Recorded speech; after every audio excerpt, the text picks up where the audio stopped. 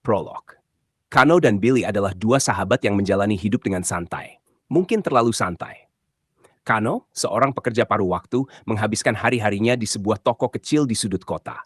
Sementara itu, Billy, pemilik toko sekaligus sahabat dekat Kano, mewarisi toko tersebut dari mendiang orang tuanya. Meski memiliki tanggung jawab sebagai pemilik, Billy terkenal sebagai pria yang gemar menunda-nunda. Di tengah rutinitas yang datar, ada sosok Windy, seorang pelanggan yang sering mampir ke toko mereka. Cantik, penuh semangat, dan ceria. Kehadiran Windy selalu menjadi pemandangan menyegarkan bagi Kano dan Billy. Dalam diam, keduanya sama-sama menaruh hati pada Windy, meski sadar bahwa di mata gadis itu mereka hanyalah teman baik yang malas dan kurang ambisi. Suatu hari, seorang pria berpakaian rapi memasuki toko. Dari sikap dan pakaiannya, pria itu tampak seperti seorang saudagar kaya. Kano dan Billy mengamati pelanggan tersebut dengan penasaran sambil tetap malas-malasan di kursi mereka.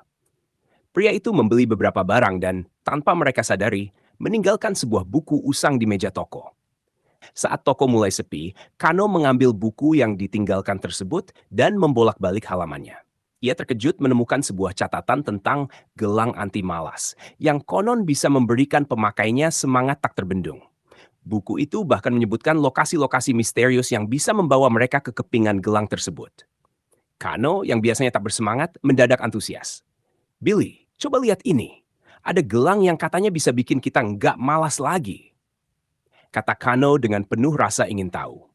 Billy menatap Kano dengan skeptis, namun rasa penasaran akhirnya mengalahkan rasa malasnya. Apa kita benar-benar mau mencari gelang ini? Kalau ini cuma isapan jempol, kita buang-buang waktu, jawab Billy sambil melirik buku itu. Namun setelah mengingat Windy dan bagaimana mereka seringkali kalah dalam usahanya mendapatkan perhatian gadis itu, mereka sepakat untuk memulai pencarian gelang anti malas tersebut. Mengikuti petunjuk di buku, Kano dan Billy memulai perjalanan mereka ke tempat-tempat yang disebutkan. Ternyata pencarian ini tak semudah yang mereka kira. Mereka harus melewati hutan lebat, bertemu dengan orang asing yang misterius, dan menghadapi berbagai rintangan yang menguji tekad mereka. Mereka seringkali berbeda pendapat dalam memilih jalur atau mengatasi rintangan, hingga suatu saat pertengkaran besar terjadi. Kano, yang merasa lebih bersemangat dan fokus pada tujuan, mengkritik sikap Billy yang terus menunda-nunda. Sementara itu, Billy kesal karena merasa Kano tidak menghargai ide-idenya. Pertengkaran itu berakhir dengan mereka berpisah dan berjalan ke arah masing-masing. Setelah berjalan sendirian untuk beberapa lama, Kano tiba di sebuah jalan setapak yang diblokir oleh pepohonan tumbang di tepi sungai. Dengan tubuh kurusnya, ia mencoba memanjat dan merangkak melewati batang-batang besar itu. Namun tanpa bantuan Billy, rintangan ini terasa lebih berat. Beberapa kali ia terjatuh dan tergores, kakinya terluka karena ranting tajam. Di tengah perjuangannya, Kano berpikir, kalau saja Billy ada di sini, kami pasti bisa mengatasi ini lebih mudah. Dengan susah payah dan penuh lecet, akhirnya Kano berhasil melewati rintangan tersebut.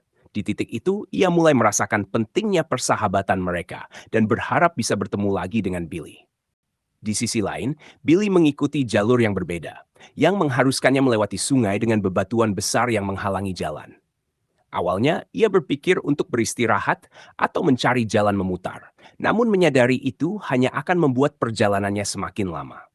Untuk pertama kalinya, Billy merasa tidak punya pilihan lain kecuali bergerak dan mengangkat batu-batu itu satu persatu. Setiap kali ia menunda, perjalanan menjadi lebih sulit, dan kesadaran ini membuatnya mulai berjuang lebih keras daripada biasanya. Dengan langkah yang terpaksa lebih cepat, Billy mengangkat bebatuan dan membersihkan jalannya di sungai. Di dalam hatinya, ia menyadari pentingnya bergerak maju dan tak lagi menunda, serta merindukan keberadaan Kano yang biasanya membantunya di saat-saat sulit. Setelah melewati rintangan masing-masing, akhirnya Kano dan Billy bertemu kembali di sebuah danau, tepat seperti yang disebutkan di dalam buku. Keduanya tampak kelelahan dan penuh luka. Mereka menemukan satu hal yang mengejutkan. Di sana hanya ada satu kepingan mutiara yang tertinggal. Mata Kano dan Billy bertemu. Dalam hati mereka, keduanya sama-sama menginginkan mutiara itu, yang tampak berkilauan di tepi danau, sebagai bukti perjuangan mereka. Ketegangan memuncak. Namun, Billy memperhatikan kondisi Kano yang terluka lebih parah dari dirinya. Setelah beberapa saat, Billy mengalah dan berkata, "Ambil saja, Kano. Kamu pantas mendapatkannya." Kano tertegun, tak menyangka Billy akan mengalah begitu saja. Ia menerima kepingan mutiara itu dengan rasa terima kasih. Dan mereka saling meminta maaf atas pertengkaran mereka sebelumnya. Kepingan pertama kini ada di tangan Kano. Dan mereka sepakat untuk melanjutkan perjalanan mencari 5 keping mutiara lainnya. Perjalanan mereka masih panjang, namun kini mereka tahu bahwa dalam setiap rintangan, mereka akan selalu saling mendukung. Mereka telah belajar dari rintangan yang mereka hadapi sendiri-sendiri. Setelah menempuh berbagai rintangan, mengatasi perbedaan, dan saling mendukung di tengah tantangan, akhirnya Kano dan Billy berhasil mengumpulkan 6 keping mutiara. Ketika mereka menyatukan ke-6 keping itu, sebuah keajaiban terjadi. Mutiara-mutiara itu menyala dan menyatu menjadi sebuah gelang yang memancarkan cahaya lembut. Setelah membawa pulang gelang tersebut, mereka sepakat menunggu kedatangan saudagar kaya yang telah meninggalkan buku tersebut. Mereka yakin pria itu pasti akan kembali suatu hari. Dan benar saja, beberapa hari kemudian, saudagar itu kembali ke toko. Saat Kano dan Billy memperlihatkan gelang yang berhasil mereka temukan dan buku yang telah tertinggal, saudagar tersebut terkejut.